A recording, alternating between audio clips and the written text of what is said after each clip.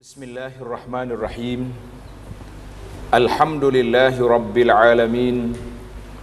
Wassalatu wassalamu ala rasulihil amin, nabiyyina Muhammad ibn Abdullah wa ala alihi wa sahbihi wa man sar ala nahjihi wahtada bihadihi wastanna bisunnatihi ila yaumiddin, amma ba'd. Alhamdulillah, kita dapat meneruskan pengajian kita, iaitulah bacaan kita kepada kitab A'malil Qulub. Nama kita asal dia yang bahasa Arab A'malil Qulub, diterjemah dengan nama aplikasi hati ataupun amalan hati, di mana dalam kitab ini boleh kita katakan kitab tasawuf, tapi susunannya secara baru ataupun orang sebut secara moden. Kalau nak kira sebenarnya tak ada moden. Quran dengan hadis itu semua yang lama belaka, tak ada yang baru. Cuma susunan itu lebih ringkas dan lebih mudah untuk orang zaman kita hari ini. Jadi perbincangan kita dalam tajuk yang keenam, Ar-Ridha. Tulis bahasa Arab Ar-Ridha. Ridha. Jadi penulis dalam buku ini memulai dengan doa, ya Allah, seandainya saja hubungan denganmu manis, aku tak peduli meskipun hidup ini pahit. Seandainya saja engkau redha, tak peduli meskipun semua manusia marah. Maknanya kita ni kalau Allah redha, kita tak saduk kira dengan manusia marah, kerana kita nak mendapat keredaan Allah. Tapi jangan pula biarlah manusia marah pun asal Allah redha, yang Allah Ta'ala pun marah juga, kita buat perangai tak baik, itu tak betul je gitu. Ini doa-doa. Cuma kita akan pergi kepada ta'rif. Ta'rif dia ni, ta'rifur ridha. Tengok muka surat 198. Di antara amalan hati yang paling besar dan termasuk paling pokok, maknanya di antara perkara asas lah, iaitulah sifat ridha. Ridha lawan daripada kata murka. Ar-ridha did as-sakhat, itu murka. Dalam sebuah hadis yang disebut oleh Nabi sallallahu alaihi wasallam dalam doa Nabi. Doa ni doa yang maksur daripada Nabi sallallahu alaihi wasallam dan doa yang sahih. Cuba ikut belaka. Saya baca. Allahumma inni a'udzu biridhaka min sakhatika wa bi mu'afatika min uqubatika. Maksud dia, ya Allah, semuanya aku berlindung kepadamu, kepada redamu daripada murkamu. Aku minta berlindung dengan afiatmu daripada seksaanmu. Jadi menarik doa ni. Kita boleh tulis nanti kalau nak. Jadi doa ni biasa kita dengar imam-imam baca ketika tarawih, tak? Ketika kita witir, kunut, dia baca doa ni. Dan firman Allah Ta'ala Ar-Ridha, dia katakan fahuwa fi 'ishatir radiyah, mereka berada dalam kehidupan yang diredai, artinya kehidupan yang memuaskan. Macam kita juga, kadang-kadang kita kata susah kita ni, tapi kita redha. Bila kita kata kita redha, bermakna kita boleh menerima keadaan yang berlaku, boleh menerima keadaan yang berlaku. Itu dari sudut bahasa. Kemudian kita berpindah ar-ridha fi syar'i. Redha dalam sudut definisi mengikut Islam. Syaratnya apa dia maksud? Menurut istilah syariat, redha seorang hamba kepada Allah artinya hamba itu tidak pernah mengeluh terhadap apa yang telah ditetapkan oleh takdir Allah Azza wa Jalla. Adapun redha Allah kepada hambanya ialah bila sang hamba terlihat tetap mengerjakan perintahnya dan menjauhi larangannya. Jadi kita kata kita redha ni daripada dua. Allah Ta'ala redha kepada kita dan kita redha kepada Allah. Artinya bila kata saya redha, kita tidak mengeluh, kita tidak marah dengan takdir Allah Azza wa Jalla. Tapi kita kena ubah. Jangan kata tak apalah, saya miskin pun saya redha, habis tak payah buat kerja lah, saya redha. Lah, itu silap. Kita kena usaha, kena bekerja, kena mencari rezeki, yang halal, kemudian kalau kita dapat sebanyak itu, kita kata kita reda. Tak usah dulu pakai reda terus lah, itu silap. Macam orang berkata saya tawakal, bukan tawakal. Orang yang tawakal tapi dia tak bekerja, dia panggil tawakul, bukan tawakal. Mana tawakul tu serah, tak tahu apa. Jadi itu kesilapan dah kita. Jadi kalau kita kata Allah reda kepada hamba dia, jadi yarahu mu'tamiran bi amrihi muntahiyan an-nahi. Bila Tuhan tengok kita ni buat apa yang disuruh, kita tinggal apa yang larang, maka itu dia panggil orang itu mendapat redha Allah Azza wa Jalla. Jadi dikatakan redha artinya Allah Ta'ala memberi ardahu. Jadi ardahu artinya Allah memberinya balasan yang memuaskan. Jadi itu dia suruh perbincangan. Tengok dia buat contoh ini, kata-kata syair. Dikata jika isteri sudah tua selalu marah-marah. Isteri dia tua, dia kata apa? Marah-marah dia, ceraikanlah. Jangan kamu minta redanya, jangan pula tamaluk, maknanya jangan duduk ikat dia, jangan duduk ikut dia lagi.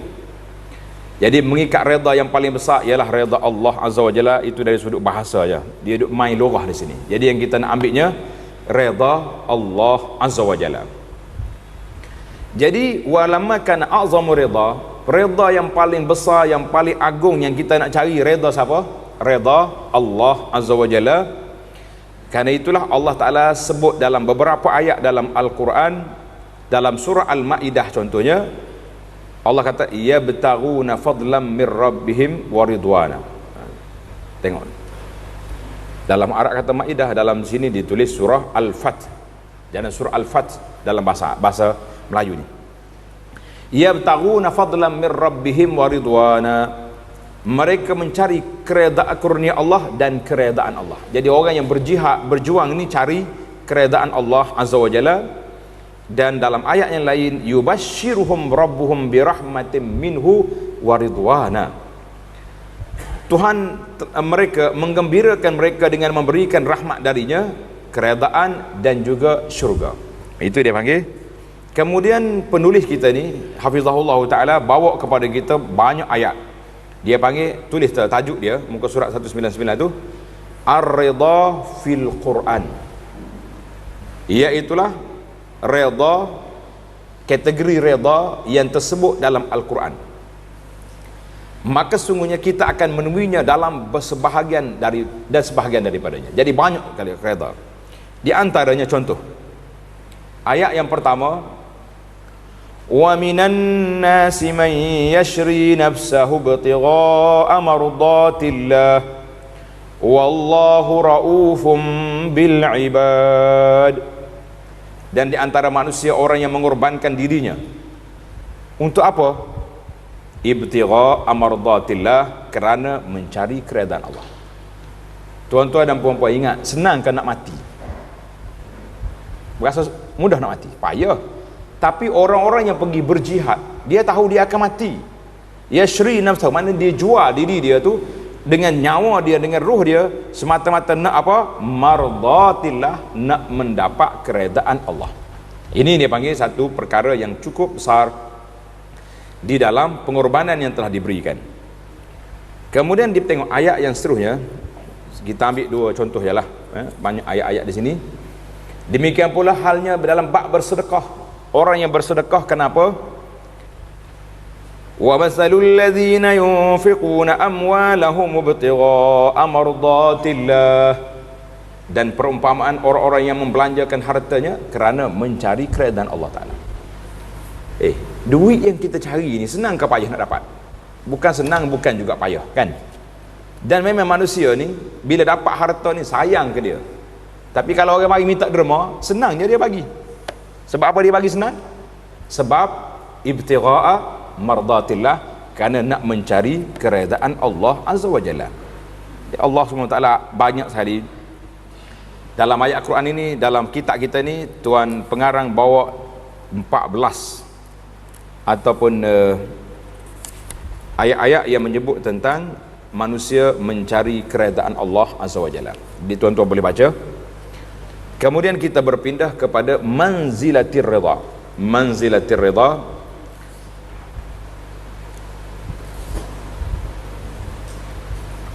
Apa mana manzilat rida? Kedudukan reda itu sendiri. Di muka surat. Jadi kedudukan reda adalah satu kedudukan yang tinggi di sisi Allah Azza wa Jalla. Kenapa? Sebab dia menjadi tuntutan kepada para nabi dan siddiqin, para nabi dan juga siddiqin. Tengok muka surat 205. Muka surat 205, tengok dalam surah di bawah tu. Dan dibacakan juga penjelasan Nabi Allah Zakaria alaihi salam tentang kedudukan para nabi alaihi wassalatu wassalam. Semua mereka ini juga menuntut keredaan Allah. Tengok di akhir ayat surah Maryam ayat yang ke 52 hingga 5 tu. Wazkur zikru rahmati rabbika 'abdahu Zakaria sampai ke akhirnya, yarithuni wa yarithu min ali Yaqub waj'alhu rabbi radiyya. Dalam surah Maryam. Allahu akbar. Jadi ini dipanggil nabi-nabi alaihi wassalatu wassalam, semuanya berjalan sebab apa?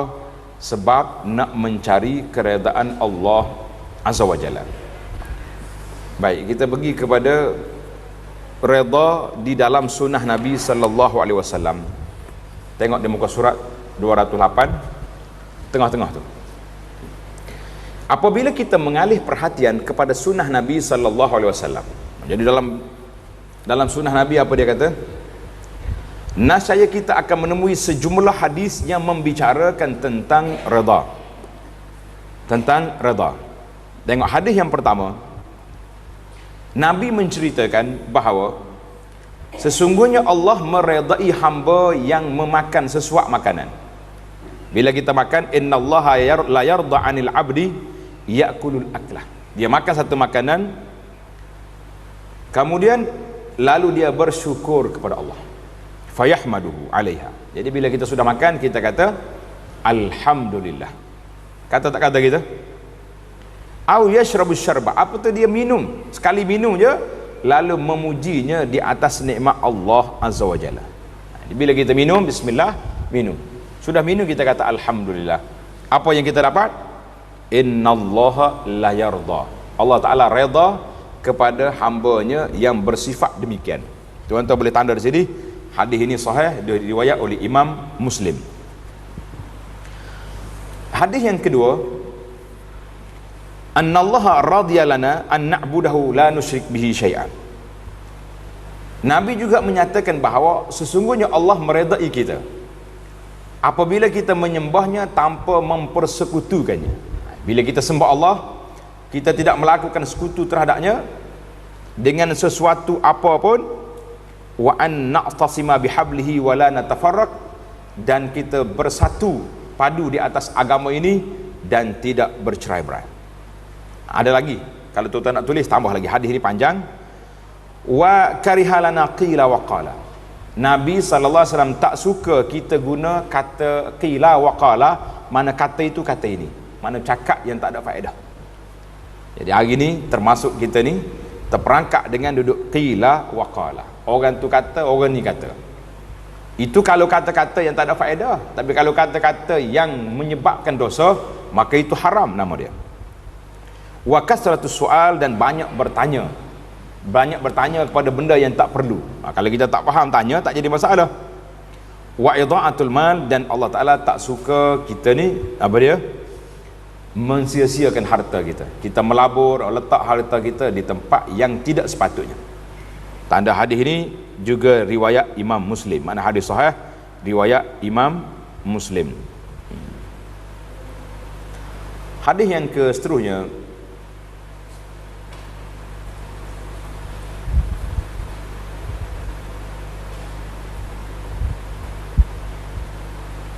banyak lagi lah hadis Nabi. Tengok ni, Nabi membenci kita melakukan fitnah dan banyak berbicara, termasuk dalam hadis atas juga. Silap dia tu. Patutnya hadis ni dan duduk dalam hadis yang kita baca di atas tadi. Seorang suami mahu bekerja keras untuk memuaskan hati isteri-isterinya agar kehidupan mereka terjamin, yang rezekinya nanti dibagi-bagikan antara sama mereka secara adil. Itu bukan tak termasuk dalam itu. Maknanya kita dalam huraian penterjemah ni pergi campur habis dalam tu. Jadi naknya wa idha'atil mal, mensia-siakan harta. Baik. Inna ridha rabb fi ridhal walid. Hadis ini riwayat Imam Bukhari dalam kitab Adabul Mufrad. Redha Allah Ta'ala terhadap redha orang tua, hadis ini dalam Adabul Mufrad. Kata di Al-Bazzar, salah seorang daripada rawi dia matruk, maknanya hadis itu lemah. Dan banyak lagi lah hadis-hadis yang menunjukkan kepada kita tentang kedudukan ar-redha. Jadi dalam perbuatan-perbuatan amalan-amalan kita ni, contohnya as-siwak. Nabi SAW bersabda, siwak, tahu siwak? Bersugi. Madharatun lil fam, mensucikan mulut. Wa mardatun lirrabbi, dan mendapat keredaan Tuhan. Mudah ya, siwak. Kita dapat keredaan Allah Azza wa Jalla sebab Allah SWT tak mau tengok kita ni tak bersih. Lebih-lebih lagi orang yang suka berzikir, nak baca Quran, biarlah kita bersiwak. Dan nak bercakap dengan orang termasuk juga dalam masalah ini. Ini hadis-hadis yang menunjukkan tentang kedudukan redha Allah Azza wa Jalla. Nabi SAW sebut juga dalam hadis, tengok hadis yang keberapa? Yang keempat, yang 5. Sesiapa yang mencari redha Allah sebagai ganti dari redha manusia, manil tamasa redha Allah bisakhatin nas, nascaya Allah akan meredainya dan manusia pun akan redha kepadanya, akan redha kepadanya. Sebaliknya, siapa dia cari redha manusia dengan kemurkaan Allah, manusia pun tak redha, Allah lagi murka. Kita tak akan dapat memuaskan hati semua manusia, tak mungkin bagi. Tulis hadis ini, hadis yang kita baca tadi, akan redha kepadanya. Hadis ini diriwayat oleh Imam At-Tirmizi, rawahu At-Tirmizi dengan sanad yang sahih, sanadnya sahih. Tengok hadis yang seterusnya. Nabi menyatakan bahawa para malaikat melaknat wanita yang melawan suaminya dan enggan diajak tidur bersama suaminya sehingga suami meredai, hatta yarda zaujuha. Hadis ini riwayat Imam Bukhari, Imam Bukhari dan Muslim. Ketika Nabi SAW menerima berita kematian anaknya Ibrahim, anak dia Ibrahim, jadi Nabi SAW mengalir air matanya, sehingga sahabat-sahabat bertanya, ya Rasulullah, Rasulullah menangis dengan kewafatan anak mati. Nabi kata apa? Innal aina latadma, sungguhnya mata ini menangis. Wa innal qalba la yahzan, dan hati benar-benar bersedih. Wala naqulu illa ma yurdi rabbana.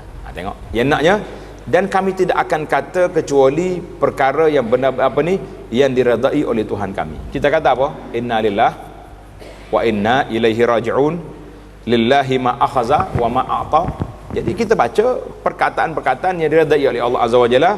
Adapun mata menangis, maka itu dimaafkan. Sebab naluri manusia, sedih tak sedih kalau berlaku kematian? Sedih. Takkanlah kita kah gitu, oh hebat awak ni, ayah mati pun tak menangis, isteri mati pun tak menangis, anak mati pun tak menangis. Ini manusia ke apa lagi ni? Manusia juga tak ada perasaan, tak mungkin berlaku lagu tu. Itu sekadar kita menangis itu tak apa. Tapi Nabi kata kami tak akan kata dengan musibah ini kecuali dengan apa yang diizinkan, yang diredai oleh Allah Azza wa Jalla. Jadi di antara yang terakhirnya doa yang kita baca tadi, a'udzu biridhaka min sakhatik wa bi mu'afatika min uqubatik. Kita minta berlindung dengan apa ni? Dengan keredaan Allah Ta'ala, dengan daripada kemurkaan Allah Ta'ala. Baiklah, dalam muka surat 209 tu, di bawah tajuk darajat, tingkatan redha, martabat redha, letak, kena tulis kat tepi kitab dia punya tajuk, martabat ataupun tingkatan redha. Kedudukan redha sangat besar di sisi Allah Azza wa Jalla dan sangat penting. Kedudukan redha itu besar dan penting. Begitu juga kedudukannya dalam agama sangat tinggi. Redha ini merupakan kemuncak pelbagai urusan yang baik-baik. Redha juga merupakan bahagian dari kedudukan orang-orang yang menempuh jalan menuju Allah Azza wa Jalla. Dia panggil maqam martabat redha. Lalu bagaimanakah hukumnya? Kita nak tahu, kita redha ni hukum dia wajib ke sunat ke? Ke apakah hukum dia? Apakah redha itu wajib atau sunat? Maka kata para ulama, Syekhul Islam ketika membicarakan topik ini, topik redha, dengan ketetapan Allah Azza wa Jalla telah menyebut pandangan para ulama. Dia kata apa? Hukumnya apakah wajib atau sunat? Ada dua pendapat di kalangan ulama. Tanda situ. Ada dua pendapat di kalangan mereka. Berdasarkan pendapat yang pertama, iaitulah mengatakan wajib. Redha ni bukan sunat tapi wajib, termasuk amalan orang-orang yang pertengahan.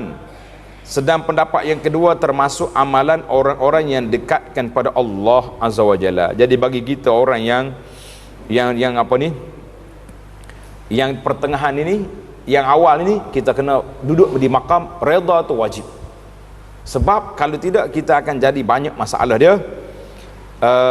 Kepada kesimpulannya, orang yang bawahan, orang yang biasa, redha kepada takdir adalah wajib, sedangkan kedudukan yang tinggi, orang yang punya kedudukan yang tinggi, bagi mereka sunat. Kita katakan itulah di antara pandangan ulama. Jadi redha itu mempunyai pokok dan berbagai tingkatan yang lebih tinggi daripada pokoknya. Kalau dipandang dari segi pokoknya, maka hukumnya adalah wajib. Sebab orang yang tak punya rasa redha kepada Allah, kepada agama, kepada syariat dan hukum-hukumnya, maka sudah jelas dia bukan seorang Muslim. Jadi orang Islam, kita kena redha. Redha dengan ketetapan Allah Azza wa Jalla, sama ada ketetapan yang berlaku kepada kita, musibah, kesenangan, dan kita redha kepada hukum yang Allah buat. Jangan kata payuh, macamlah dunia ni satu masa je. Jadi kalau riba tu haram, susahlah kita nak hidup kan. Jadi kita kata itu orang, nama dia orang tak redha. Jadi sudah menjadi keharusan bagi setiap Muslim yang mempunyai merasakan Allah, yang mengesahkan Allah, radhi, yang beriman kepada Allah dan menerima beriman kepadanya dan hari akhirat, mempunyai darjat yang tersendiri sehubungan dengan masalah redha ini. Jadi redha harus dipenuhi, mesti dipenuhi dalam dirinya, sebab hukumnya wajib. Maka Allah sebagaimana disebut dalam Nabi sallallahu alaihi wasallam, Nabi kita bersabda, wallazi nafsi biyadihi la yaqdillahu limu'minin qada'an illa kana khairan lah. Orang yang redha sebagai Allah sebagai Tuhannya, Islam sebagai agamanya, dan Muhammad sallallahu alaihi wasallam sebagai anutannya, maka dia adalah orang yang telah merasai nikmat iman. Jadi orang yang nak rasa nikmat iman, iaitulah raditu billahi rabba, zaqa ta'mal iman, man radiya billahi rabba wa bil islam dinina wa bi Muhammadin sallallahu alaihi wasallam rasulan wa nabiyya. Jadi kita kena tak situ. Jadi siapa dia nak rasa kemanisan iman, maka dia kena duduk, kena redha kepada Allah, kepada Nabi dan kepada Rasulnya sallallahu alaihi wasallam. Dalam masalah ini ada tiga pengertian redha. Tiga pengertian redha. Redha kepada Allah, lagi redha kepada Rasul, dan redha kepada Islam. Apa makna dia? Kita tengok satu-satu. Yang pertama, redha kepada Allah. Jikalau mereka sungguh-sungguh redha dengan apa yang diberikan oleh Allah dan Rasulnya kepada mereka dan berkata, cukuplah Allah bagi kami. Itu salah pada ayat. Sudah menjadi kewajipan bagi kita untuk memahami apakah makna redha terhadap perkara yang dilarang. Sudah tentu kita tidak diperintahkan meredai perkara-perkara yang dilarang, sebagaimana tidak pula diperintahkan untuk menyukainya. Jadi kita kena kata, kerana sungguhnya Allah tidak meredai dan tidak pula menyukainya. Ini masalah. Sekarang ni ketetapan kepada Allah Azza wa Jalla ni kita kena terima semua, yang baik dan yang tidak baik. Itu dia panggil ketetapan. Tetapi kalau benda yang baik, kita kena redha, kena terima, susah ke senang. Tetapi kalau benda yang tak baik, kita tak boleh kata saya redha walaupun benda ni jadilah. Itu tidak mungkin. Sebab bila kita kata kita redha dengan benda yang haram, bermakna kita telah setuju dengan perkara yang tersebut. Jadi Allah tidak menyukai kerusakan dan tidak pula meredai kekufuran bagi hamba-hambanya. Benda tu berlaku. Dalam masalah ini kita kena balik kepada isu akidah. Apa dia isu akidah? Allah Ta'ala jadi iradat ni ada dua kategori. Tulis ini. Iradat Allah Ta'ala dua kategori. Yang pertama dia panggil iradat kauniyah. Allah Ta'ala buat semua sekali.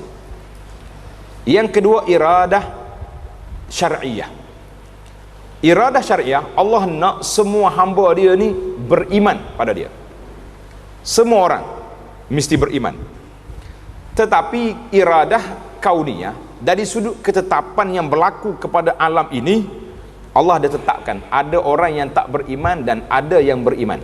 Seperti kita, contoh yang paling senang kita nampak, Abu Jahal. Abu Jahal tu beriman ke tidak? Tak lah dianya. Maka kita kata dari sudut tuntutan iradah syar'iyah, Tuhan nak suruh semua beriman. Tapi dari sudut iradah kauniyah, mana ketetapan yang berlaku, telah diletakkan Abu Jahal, Abu Lahab, geng-geng dia tu hak mati dalam kafir tu tidak beriman. Fir'aun tidak beriman. Itu dia panggil ketetapan. Jadi dalam kita menerima takdir Allah Azza wa Jalla pun sama juga. Ada benda baik dan ada yang tak baik. Jadi benda yang baik kita redha, kita terima. Tapi benda yang tak baik, kalau berlaku pada kita, kita tak boleh kita nak redha dengan benda yang tak baik. Tapi kita terima takdir Allah Azza wa Jalla ke atas kita benda yang berlaku itu.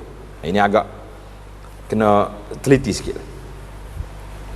Jadi redha yang dikuatkan oleh nas ialah redha terhadap Allah sebagai Tuhan, Islam sebagai agama, dan redha dengan Nabi Muhammad sallallahu alaihi wasallam sebagai nabi, yakni redha dengan apa yang telah disyariatkan oleh Allah bagi hamba-hambanya dengan mengharamkan apa yang diharamkannya, mewajibkan apa yang diwajibkannya, atau membolehkan apa yang dibolehkannya. Maka redha kepada Allah ialah redha dengan qada dan qadarnya, dan memujinya dalam semua keadaan, dan meyakini bahawa perkara tersebut mengandungi hikmah belaka.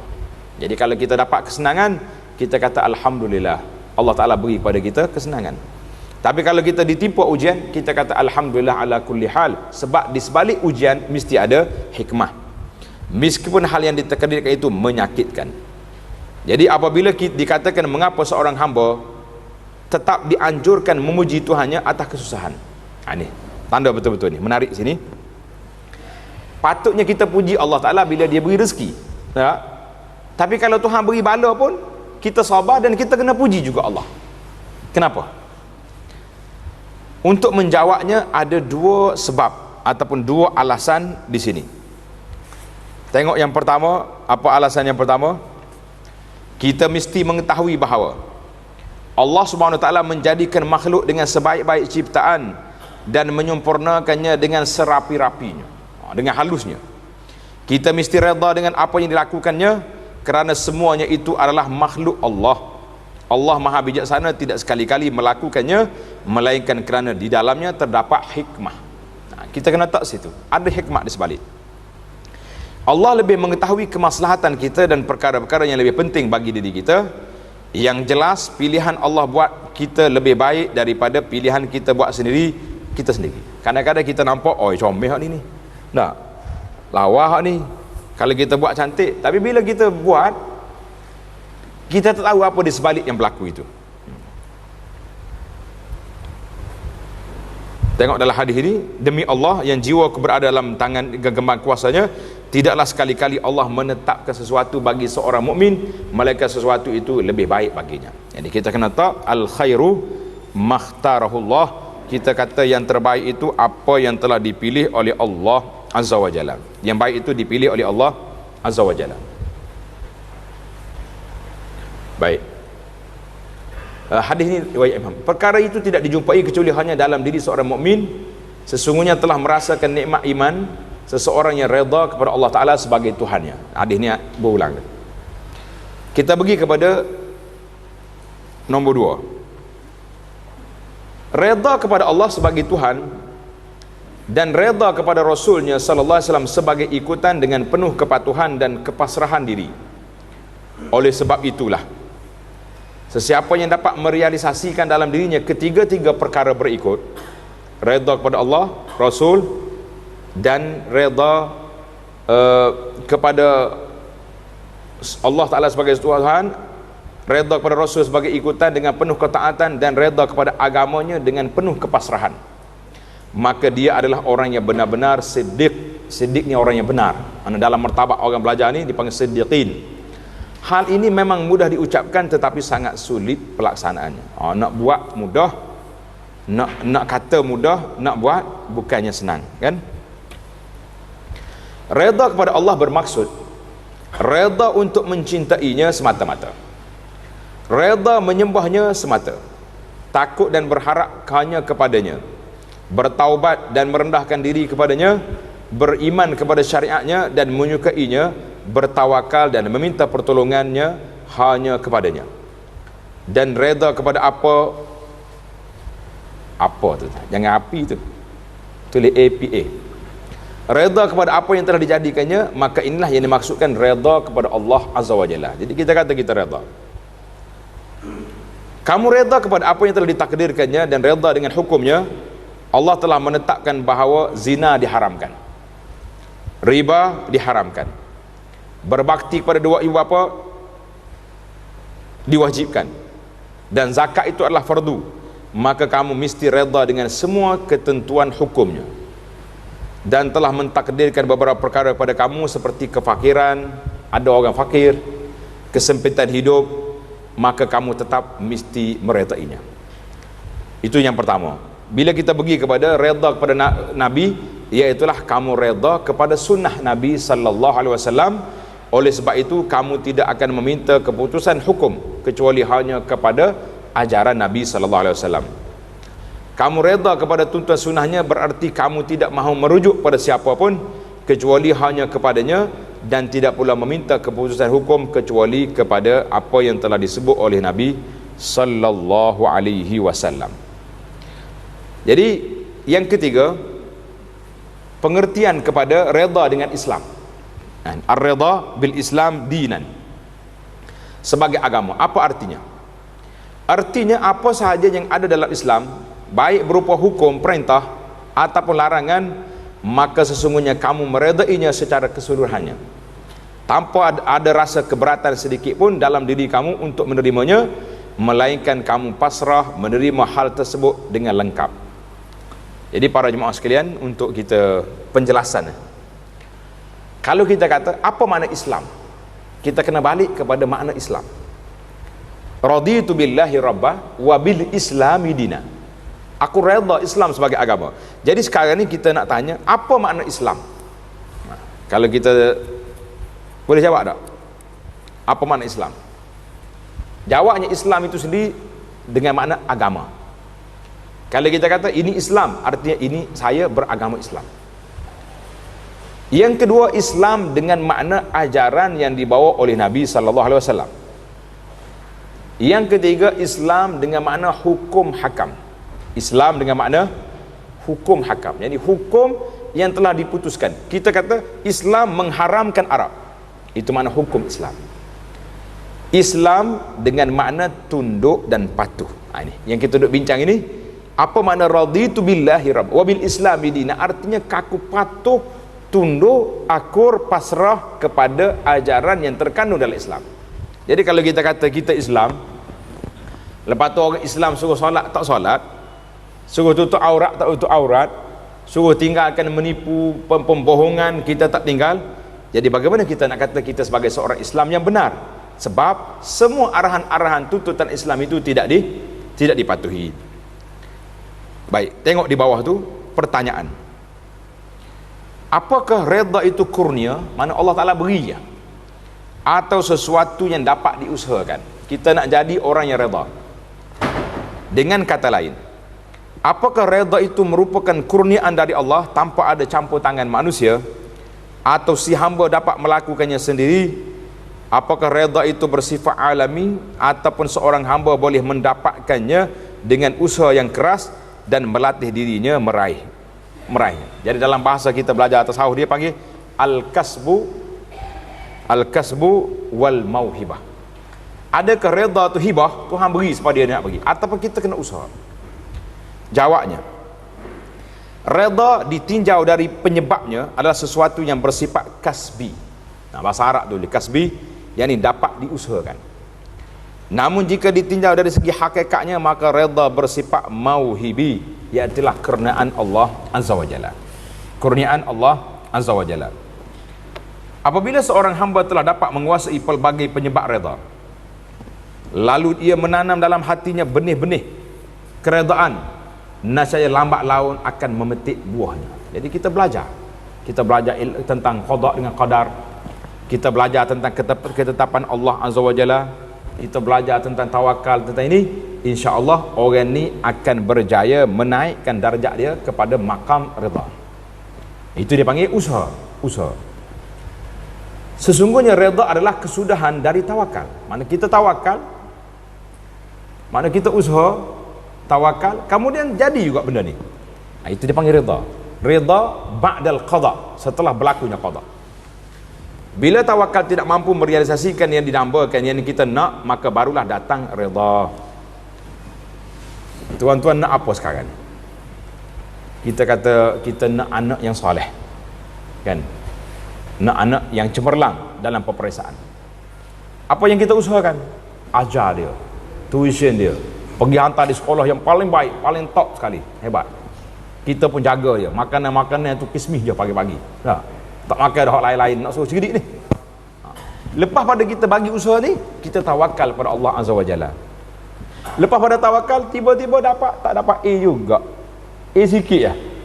Itu dia panggil tingkat yang ketiga, maqam redha. Ya tak apalah, saya redha lah, saya dah usaha tak dapat.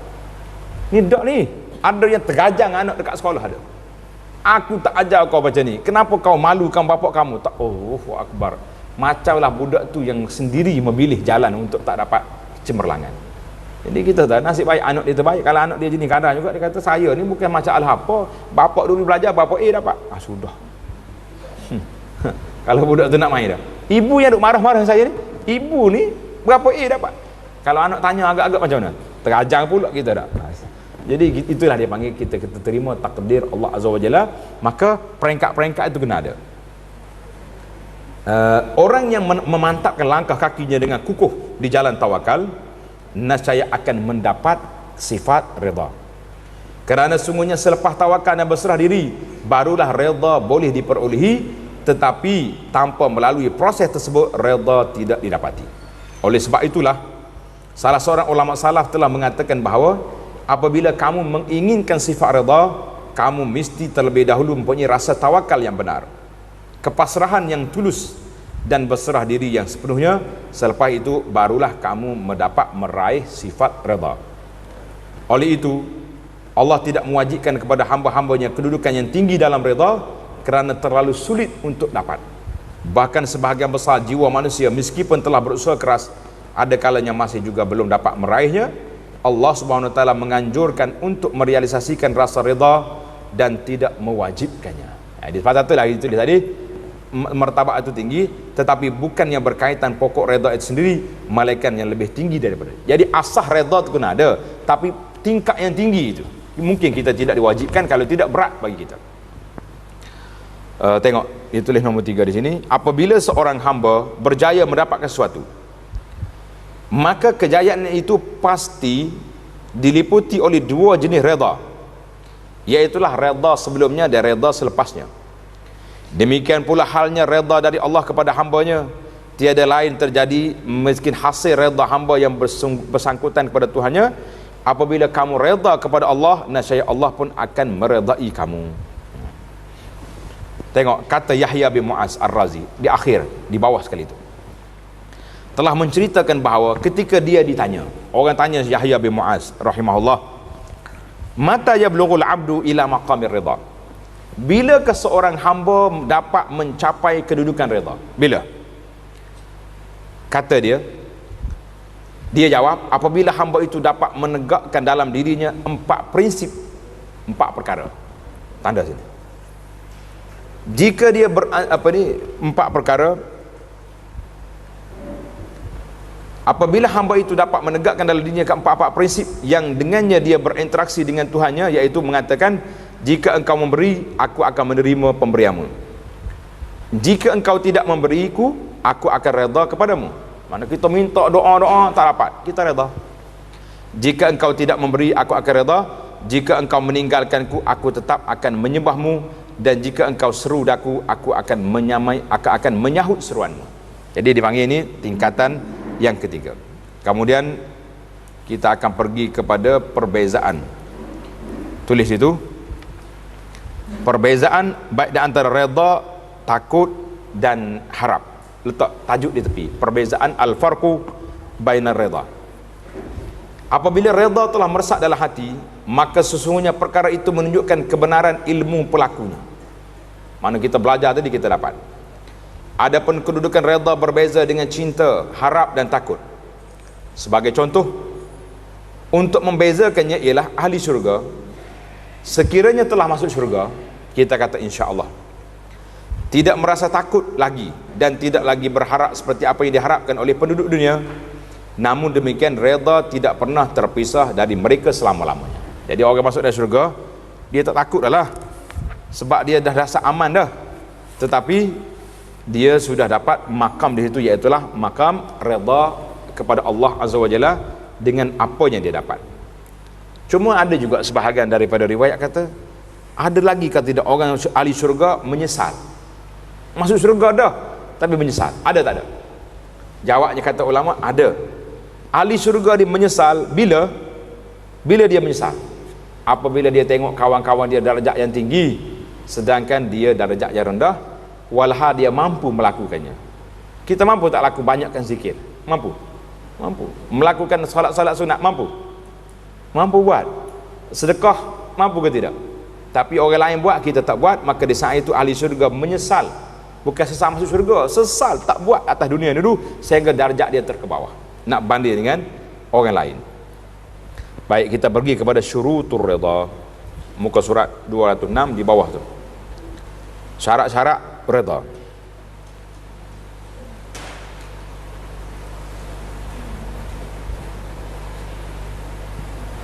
Atasnya muka lihat apa ni, sebelum nombor 5 tu. Setelah berjaya memperoleh azimat rida, maknanya orang yang dapat rida, adakah seorang itu disyaratkan tidak lagi merasai kepedihan apabila ditimpa musibah? Kita sekarang ni kita belajar bab rida, tapi kalau kena musibah termenung juga kita tak? Kalau termenung, adakah kita kata oh rida awak ni tak betul? Ataupun bagaimana?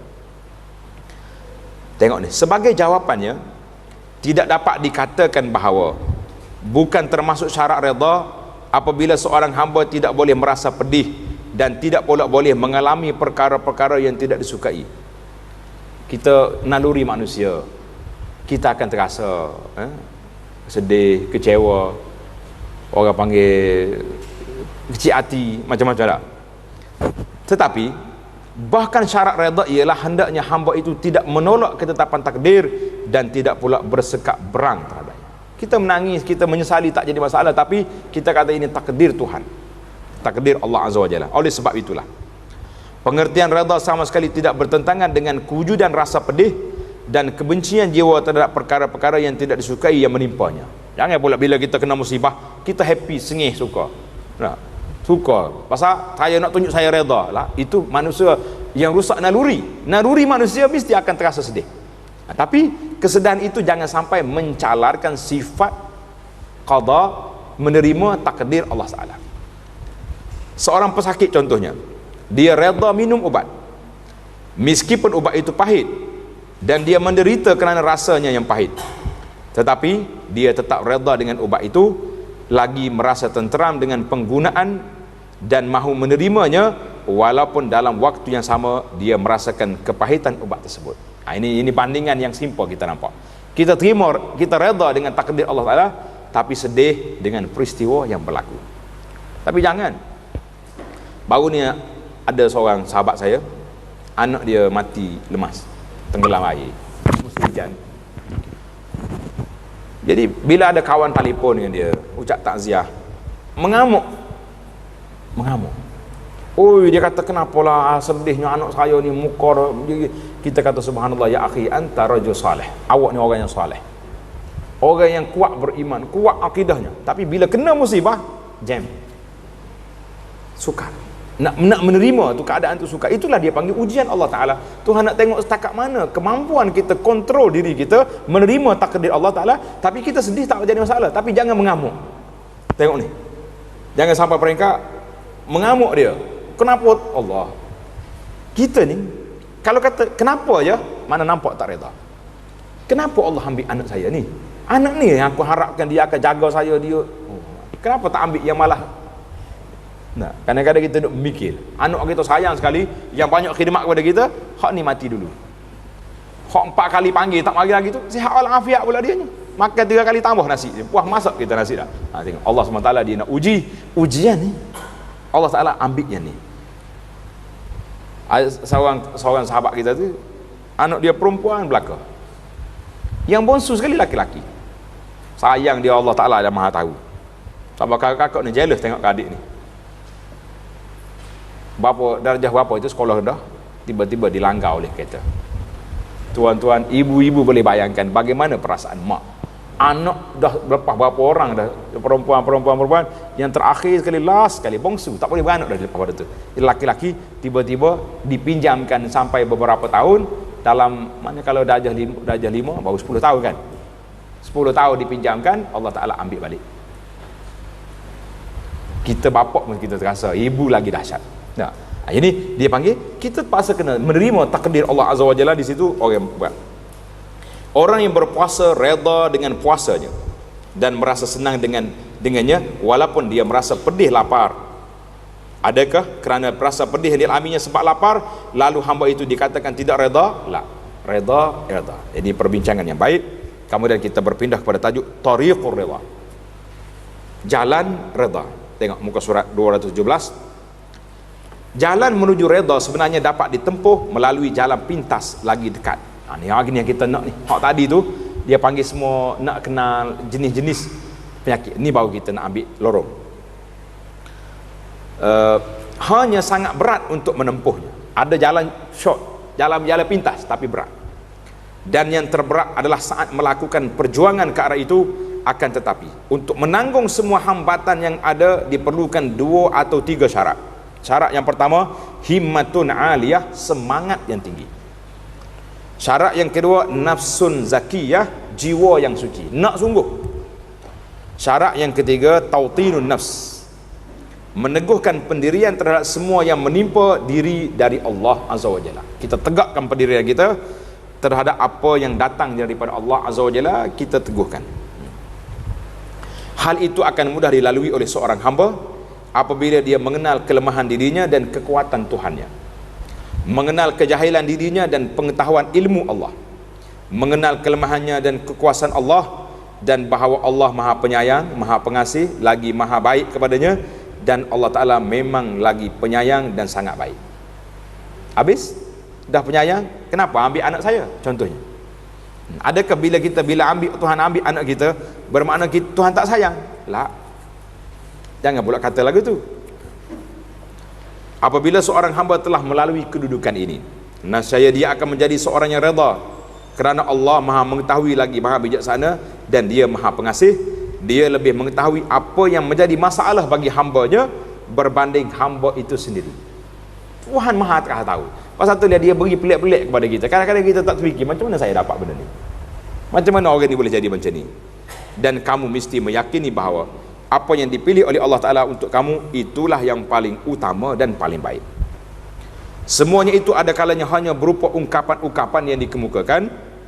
Namun demikian, apabila seorang mempercayainya, nescaya perkara ini akan dapat membawanya pada tujuan yang dikehendakinya. Akan dapatlah. Terkadang ada beberapa kedudukan iman yang dapat dicapai oleh seorang hamba dengan hatinya, sehingga kerananya hamba itu dapat meraih pahala yang besar dan meninggikan kedudukannya di sisi Allah Azza wa Jalla, iaitulah berupa sekadar beberapa renungan. Jadi orang ni boleh dengan apa ni? Boleh naik darjat dengan sekadar berfikir. Tafakur dia panggil, renungan.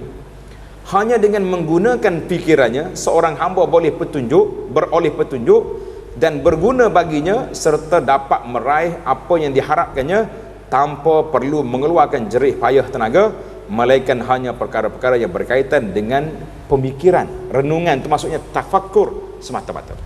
Ini dipanggil darjat tafakkur. Kita berpindah kepada tahsilur ridha. Bagaimana memperolehi ridha Allah Azza wa Jalla? Jawabnya, jalannya tidak susah. Dikatakan demikian kerana kamu tinggal percaya dan yakin bahawa apa yang dipilih dan ditakdirkan oleh Allah Ta'ala untuk kamu adalah sesuatu yang terbaik untuk kamu. Meskipun hal itu berupa kematian anak, terkena penyakit, atau dipecat dari pekerjaan dan sebagainya. Tapi pahitlah nak terima ni. Akan tetapi ada kalanya kamu tidak mengetahui mengapa hal itu lebih baik buat kamu. Kamu tidak mengetahui seandainya diberikan kepada kamu apa yang kamu minta nanti, maka tidak akan membawa kebaikan kepada kamu. Kita doa nak dapat ni, kalau dapat mungkin kita akan terjebak dengan benda-benda yang tak baik. Tengok dalam cerita Musa dengan Khidir, kan, yang dia bunuh budak. Jadi mengikut pada ilmu Khidir, budak ni kalau besar akan jadi kafir mak ayah dia. Maka baik dicantah daripada awal lagi. Tapi kita tak boleh lah lagu tu. Tak kata aku bunuhlah budak ni, nanti besarkan dia jadi kafir pula, na'udzubillah dah. Dia campur anak dalam parit dalam itu tu bukan kerana ni, tapi kerana dia sendiri termasalah. Baiklah, kesimpulan. Apabila seorang hamba mengakui kejahilannya dan beriman kepada pengetahuan Tuhannya, bahawa apa yang dipilih olehnya untuk dia adalah hal yang lebih baik dan lebih utama daripada pilihan dirinya sendiri, tentulah kita semua akan sampai kepada kemuncak redha. Pasal itulah bila kita nak buat keputusan sesuatu perkara, Nabi ajar kepada kita apa dia? Apa yang Nabi ajar? Istikharah. Kita ni waktu nak buat benda-benda dulu, istikharah ke tak? Kau terlupa nak istikharah. Sebab apa istikharah? Istikharah ini para jemaah sekalian, kita jangan istikharah tu 100%. Aku nak kahwin contohnya, dia pun Allahu Akbar, ya Allah ada 5 calon nak kahwin, Minah, Esa, Timah, Kia, siapa lagi? Dia pun doa, ya Allah tunjuk salah seorang daripada ni, mana yang terbaik untuk aku. Ini bukannya pergi main teka-teki. Boleh hayut soalan objektif A, B, C, D, campur 5-5 jatuh yang mana lah, bukan macam tu. Dia kena ambil seorang-seorang, siasat dulu, 1, 2, 3, oh ni tak, ni reject, yang ni tak boleh, yang ni tak bagus. Seorang yang terbaik mengikut ilmu kita, barulah kita tanya Allah SWT yang tersembunyi daripada ilmu kita. Barulah istikharah, ya Allah aku dah cek orang ni baik pada pandangan saya, maka yang tersembunyi, inni astakhiruka bi'ilmika, aku minta pilihan dengan ilmumu ya Allah, sebab ilmu aku tak nampak. Wa astaqdiruka bi qudratika, aku minta takdir dengan kuasamu. Buatlah apa yang kita tahu. Jadi kalau terjadi apa-apa lepas pada tu, itulah dia panggil kita akan rasa tenang. Sebab apa? Kita sudah tak minta dengan Allah Azza wa Jalla petunjuk, tetapi berlaku yang sebaliknya juga, maka kita katakan inilah takdir Allah, aku redha. Sebab apa? Tentulah di sana ada hikmah di sebalik perbuatan yang tersebut. Ini baru kita akan rasa tenang. Ni tak buat apa-apa, ni pakai jadi kumpayakum gitu, tak mungkin. Dia tak ada kumpayakum dalam hidup kita ni, para jemaah sekalian. Baiklah, kita ringkaskan, kita pergi kepada a'malil qulub, muka surat 219 tengah tu. Oleh itu, amalan hati sangat penting. Amalan hati sangat penting. Sebab amalan ini dapat membawa seorang untuk mencapai beberapa tingkatan yang menaikkan kedudukannya di sisi Allah Azza wa Jalla. Meskipun dia hanya duduk, akan tetapi hal ini bukan berarti seorang hamba tidak perlu bekerja, tidak perlu beramal dan tidak perlu mengerjakan solat. Memang terdapat orang-orang lain yang lebih banyak amalannya dibandingkan dengan dia, sama ada dalam bentuk puasa, sedekah ataupun haji. Namun demikian mereka lebih rendah kedudukannya dibanding dengan dia. Ada orang ni sama-sama ibadat, Tapi bila kita banding darjat, orang ni lebih tinggi darjat. Kenapa? Mengapa demikian? Tengok dia punya soalan. Mengapa demikian? Kerana sesungguhnya ilmu ini, yakni amalan hati, amalul qulub, ada kalanya dapat menghantarkan pelakunya meraih beberapa tingkatan yang lebih tinggi di sisi Allah Azza wa Jalla dibandingkan dengan mereka yang lain. Dalam banyak keadaan amalan hati itu dapat mengangkat kedudukan seorang hamba ke tingkat yang lebih tinggi daripada amalan anggota tubuh. Jadi ada dengan sebab amalan hati. Tengok contoh sahabat Nabi sallallahu alaihi wasallam, iaitulah Sayyidina Abu Bakar As-Siddiq contohnya. Tidaklah sekali-kali dia berada di barisan paling hadapan dari umat ini disebabkan dia banyak solat dan qiyamnya pada malam hari. Ini contoh yang paling masyhur. Mana Abu Bakar ni orang paling mulia lepas ada Nabi. Adakah kerana dia terlalu banyak solat sampai tak tidur? Kan? Kerana sungguhnya terdapat orang-orang yang lebih banyak amalan ibadat dan amalan anggota tubuhnya daripada Abu Bakar. Tetapi amalan Abu Bakar As-Siddiq radhiyallahu anhu daripada mana? Sabaqahum Abu Bakar bi syai'in waqara fi nafsihi. Abu Bakar lebih mendahului mereka disebabkan sesuatu yang telah menetap dan kukuh di dalam jiwa dan hatinya, sehingga dia boleh mendapat gelaran As-Siddiq. Tuan-tuan ingat tak cerita? Setiap kali orang kafir bagi attack dia tentang Nabi, Abu Bakar kata apa? Lau qala faqad sadaq. Kalau Muhammad kata, benar. Maknanya keredaan dia, terima dia, raditu billahi wa bi Muhammadin nabiyya, terima Nabi sallallahu alaihi wasallam, terreda dia kepada Nabi, kemuncak yang tidak ada siapa dia boleh mengatasi. Tak ada. Dalam perjanjian Hudaibiyah, nampak perjanjian ini macam memihak kepada Quraisy, nak pergi ke Quraisy. Macam mana Rasulullah ni? Nampak macam orang panggil menguntungkan kafir dalam perjanjian. Abu Bakar diam. Sayyidina Umar sah dia. Rasulullah, kita kan benar, mereka yang salah, kenapa kita terima? Sehingga Nabi kata, aku ni Nabi. Tengok. Tapi Abu Bakar tak berganjak. Maka kata di para ulama, tingginya darjat Abu Bakar nak banding dengan orang lain, ma waqara fil qalbi, kerana keredaan dia kepada Nabi sallallahu alaihi wasallam yang ada dalam jiwa dia. Subhanallah. Ini dipanggil maqam. Jadi tengok muka surat 220 di tengah, redha dia panggil maqamatu al-ridha, maqam redha. Kedudukan redha. Redha mempunyai beberapa kedudukan, antara lain redha dengan rezeki yang telah diberikan oleh Allah Azza wa Jalla. Kita ini redha tak redha dengan rezeki yang kita dapat? Alhamdulillah. Redha dengan jenis ini boleh jadi ada sebagai orang awam yang dapat melakukannya dengan baik. Ramai.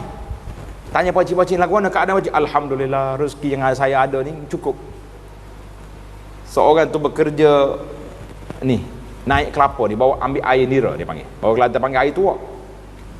Kalau air tuak, dia kata bukan tuak masam ni, tuak tu maknanya air nira. Ni apa ni? Nira. Yang ambil daripada kelapa. Dia kerja tu je dia. Tapi anak-anak dia boleh hantar ke universiti, belanja sendiri, tak payah ambil beasiswa, pinjaman kerajaan. Kita kata bila tanya dia bab rezeki, alhamdulillah raditu billahi rabban. Tengok. Ada kalanya orang awam makam dia lebih tinggi daripada orang yang lebih tinggi. Tingkatan redha lebih tinggi ialah redha dengan apa yang telah ditakdirkan, ditetapkan oleh Allah Azza wa Jalla. Ada pun yang lebih tinggi daripada kesemuanya ialah redha dengan Allah sebagai ganti dari segala sesuatu yang lain daripadanya. Itu peringkat yang paling tinggi, raditu billahi rabban. Baik, kita pergi pada darajat redha. Tengok nombor 2 di bawah tu, tingkatan-tingkatan redha. Redha dengan Allah sebagai Rabb, sebagai Tuhan, dan kamu benci terhadap penyembahan selain Allah. Hal ini merupakan tunjang utama akidah Islam yang mesti diamalkan, iaitu hendaknya kamu redha kepada Allah dan tidak redha dengan Tuhan selain daripadanya, sama ada Buddha ataupun Majusi ataupun apa-apa agama lain daripada Islam, kita tidak redha. Hendaknya seorang itu tidak menjadikan selain Allah sebagai Rabb yang menjadi tumpuan harapan dalam semua urusan dan menjadi tempat meminta pertolongan dalam semua keperluan. Dia buat contoh lah, seperti orang yang pergi minta dengan kubur, wali-wali keramat, dia kawan tu dah mati minta buat apa? Kita reda dengan Allah Ta'ala dalam bab undang-undang Islam.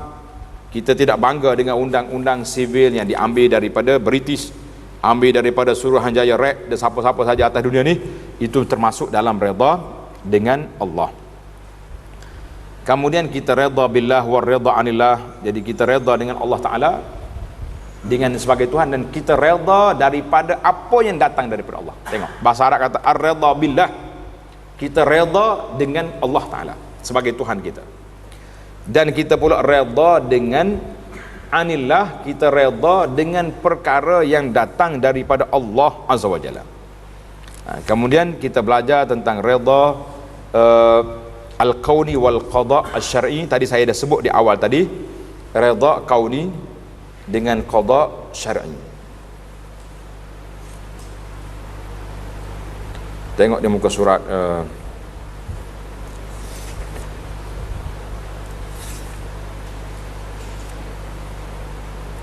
perbezaan reda dengan Allah dengan reda kepada Allah Ta'ala, muka surat 224 itu, mengenai pengertian reda dengan Allah, ar-reda billah war reda anillah, dan reda daripada Allah Ta'ala telah kami bincangkan sebelumnya, iaitulah menuntut kamu reda Allah yang paling berhak disembah, bukan yang lain. Hukum itu hanya milik Allah semata-mata, kan? Kemudian kita tengok di sini dia panggil al-qada al-kauni. Tengok muka surat 225 tu. Reda kepada Allah artinya reda dengan ketetapan qadanya. Maka bagaimanakah hukumnya? Untuk menjawabnya terlebih dahulu diperlukan perincian yang berkaitan dengan qada itu sendiri. Jadi anda tak ulang balik sebab tadi kita dah sebut al-qada al-kauni dengan qada syar'i berbeza. Jadi syar'inya Tuhan nak kita jadi macam ni, kauninya yang terjadinya mengikut apa yang terjadi. Macam Tuhan tak bagi kita berkelahi, tapi hari ini berlaku juga kelahi, kan? Itu dia panggil perbezaan-perbezaan yang ketara. Kemudian kita pergi kepada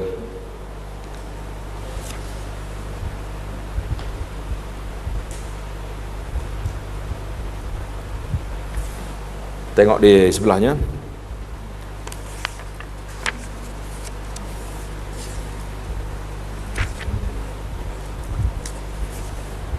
Hasil, muka surat 228.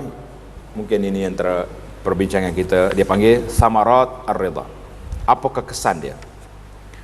Bila kita belajar satu-satu benda, satu-satu tingkatan yang kita naknya kesan daripada dia. Sesungguhnya hasil ataupun buah ridha banyak, dan yang terpenting di antaranya ialah sebagai berikut.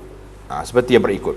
Yang pertama, redha, gembira dan senang kepada Allah Ta'ala seperti yang dilakukan oleh Nabi sallallahu alaihi wasallam, bahawa Nabi adalah orang yang paling redha, paling gembira dan paling senang dengan Allah Azza wa Jalla. Redha merupakan bahagian dari kesempurnaan penghambaan diri, dan penghambaan diri masih belum sempurna tanpa kesabaran dan ketabahan. Itu yang pertama. Ia panggil. Yang kedua, sesungguhnya redha dengan Allah akan membuahkan redha Allah kepada hambanya. Itu dia panggil berbalas. Kita redha kepada Allah Ta'ala, Tuhan redha kepada kita. Allah meredai orang yang menyembahnya apabila kamu meminta dengan mendesak kepadanya dan merendahkan diri kepadanya, nascaya dia akan terima, dia akan mustajabkan, kabulkan dia. Yang ketiga, redha akan menyelamatkan seorang hamba dari kegundahan, kecemasan, kesedihan, kekacauan hati, tertutupnya matahari dan buruknya keadaan. Oleh sebab itulah pintu syurga dunia dapat dibuka dengan redha sebelum syurga akhirat.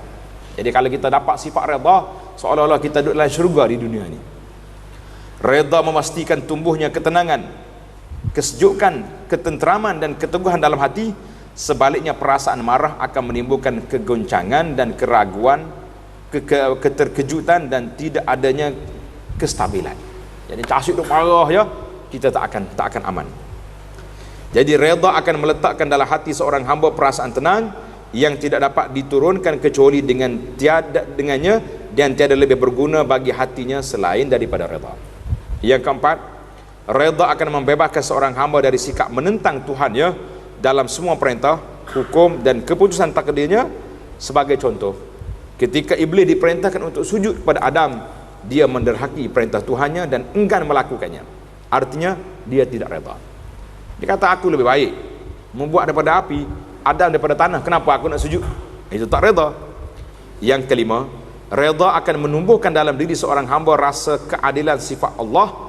Oleh sebab itu dalam Nabi SAW menyebut adlun fi qada'i, adlun fiyya qada'uka. Kan dalam zikir doa Nabi itu, adlun fiyya qada'uk, artinya adil belakalah keputusanmu terhadapku. Orang yang tidak merasakan keadilan Tuhan, dia adalah seorang yang melampaui batas lagi zalim, kerana Allah adalah maha adil, dan di antara orang-orang yang adil sehingga dalam masalah hukuman. Yang keenam, ketiadaan redha ada kalanya kerana luputnya sesuatu dari kamu padahal kamu menyukai dan menginginkannya, atau ada kalanya kamu ditimpa sesuatu padahal kamu tidak menyukainya dan sangat membencinya. Oleh itu, seseorang yang tidak mempunyai rasa redha selalu dicengkam oleh kegelisahan dan kegoncangannya apabila mengalami sesuatu yang tidak disukai. Kita nampaklah orang ni akan keras, kecewa, mengamuk dan sebagainya. Sebab apa? Sebab tidak ada sifat redha. Yang ketujuh, redha akan membuka pintu keselamatan dari kejahatan rasuah dan membersihkan hati dari rasa dendam dan dengki. Jadi orang ada rasuah sebab apa? Sebab dia nak cepat, dia tak yakin Allah Ta'ala tetap dah bagi dia rezeki itu dia dapat. Kalau tak bagi pun dapat. Saya dah cerita banyak kali kepada para jemaah, ada seorang hamba Allah Ta'ala ini, dia kata saya dapat tender projek tak pernah bagi rasuah. Saya kata macam mana awak buat? Yang pertama sekali tawakal pada Allah Ta'ala. Yang kedua, saya rasuah mak saya pagi-pagi. Kata hebat awak. Macam mana rasuah? Pagi-pagi lepas solat subuh, dia akan pergi rumah mak dia, ambil menu dulu. Mak nak makan apa? Nasi lemak ke, nasi belauk ke, nasi apa saja, dia pergi beli, kemudian dia pergi makan dengan mak dia. Sudah tu saya pergi berjabat, alhamdulillah Allah Ta'ala beri kepada saya, tak pernah bagi rasuah, tapi saya punya syarikat projek tak pernah putus. Saya kata subhanallah, ini sifat orang redha billahi rabba. Saya tak buat maksiat, dia kata. Saya ambil jalan yang selamat. Tengok ni, orang yang tak redha je, orang hidup main rasuah, dia baik dengki dengan orang ni. Sesungguhnya apabila seorang itu tidak redha dengan bahagian yang telah diberikan oleh Allah kepada dirinya, nescaya perhatiannya sentiasa tertuju pada orang lain dengan pandangan yang sempit lagi penuh dengan kedengkian. Jadi orang dengki ni orang tak redha dengan ketetapan Allah Azza wa Jalla. Yang ke-8, redha akan membuat kamu tidak pernah meragukan ketetapan Allah, takdir, hukum dan ilmunya, sehingga akan membuatnya pasrah kepada perintah Allah dengan penuh keyakinan bahawa Allah Ta'ala maha bijaksana. Dia beri kepada orang yang dia nak beri, dan dia tak beri kepada orang yang tidak sepatutnya diberi. Yang ke-9, di antara buah redha yang terpenting ialah redha akan membuahkan rasa syukur. Orang yang marah tidak pernah bersyukur kerana dia selalu merasa rugi, haknya dikurangi dan bahagiannya diremehkan. Dia rasa walhanya banyak dah dia dapat tu. Yang ke-10, redha akan membuat seorang tidak menyebut kecuali perkara yang diredai oleh Tuhannya. Marah akan membuatkan seorang mengatakan perkara-perkara yang mengandungi protes kepada Tuhan. Yang ke-11, redha membebaskan seorang hamba dari kemarahan manusia, kerana sesungguhnya apabila Allah meredai hambanya, dia akan membuat semua manusia redha dengannya. Yang ke-12, Allah akan memberikan orang yang redha kepadanya pelbagai nikmat yang tidak dimintanya, min haitsu la yahtasib. Bukan hanya kerana pemberi Allah sebab doa yang dimintanya sahaja, selama perkara itu mempunyai kepentingan baginya, Tuhan akan bagi. Yang ke-13, redha akan menumpukan hati seorang hamba untuk beribadat. Apabila dia berada dalam solatnya, hatinya bebas dari gangguan waswas, sebab kita tahu tak akan hilang hak kita. Yang ke-14, redha mempunyai kedudukan yang menakjubkan bersama dengan amalan hati yang lain yang soleh, padahal tidak pernah terputus dan tidak pula ada batasannya, berbeza dengan amalan anggota tubuh yang lain yang pahalanya mempunyai batasan dalam waktu tertentu. Maka amalan anggota tubuh lain adalah terbatas, sedangkan amalan hati tidak terbatas. Jadi amalan hati ini kita duduk mana-mana pun boleh. Jadi apakah yang penutup ya? Apakah redha bertentangan dengan doa? Jawabnya tidak bertentangan dengan doa sekali-kali. Sebab tidak, kerana doa itu sendiri termasuk hal yang diperintahkan oleh Allah Azza wa Jalla. Adakah bila seorang berdoa memohon pada Allah agar menghilangkan musibah yang menimpanya, dirinya termasuk orang tak redha? Menarik juga soalan ni. Jadi musibah mari, kita kata ya Allah angkatlah musibah ini, adakah kita tidak redha? Jawab je, sebagai jawapannya dapat dikatakan bahawa bukan begitu keadaannya, kerana sesungguhnya Allah sendiri telah berfirman, ud'uni astajib lakum, berdoalah padaku nescaya aku akan perkenankan. Jadi bila Allah Ta'ala suruh, bermakna kita redha dengan kita redha dan kita melakukan usaha yang ditakdirkan oleh Allah Azza wa Jalla. Jadi alhamdulillah para jemaah sekalian, yang terakhir dalam bab kita ni, tuan-tuan boleh baca sendiri di dalam bab pelbagai pendapat ulama salaf tentang redha. Jadi mudah yang tu kita baca kata-kata para ulama. Jadi segala yang penutup, segala puji hanyalah milik Allah yang dengan semua nikmatnya menjadi sempurnalah semua amal saleh. Semoga selawat dan salam yang sebanyak-banyaknya tercurah kepada Nabi sallallahu alaihi wasallam serta segala semua keluarga dan para sahabatnya radhiyallahu anhum. Insya-Allah kita akan sambung lagi perbincangan kita dalam bab yang ketujuh, sabar. Bila kita sudah redha menerima ketetapan Allah, kita kena belajar jadi orang yang sabar. Macam mana nak sabar? Insya-Allah kita baca dalam siri yang akan datang. Subhanakallahumma wa bihamdika asyhadu an la ilaha illa anta astaghfiruka wa atubu ilaih. Wa sallallahu ala nabiyyina Muhammad wa ala alihi wa sahbihi ajma'in. Walhamdulillahi rabbil alamin.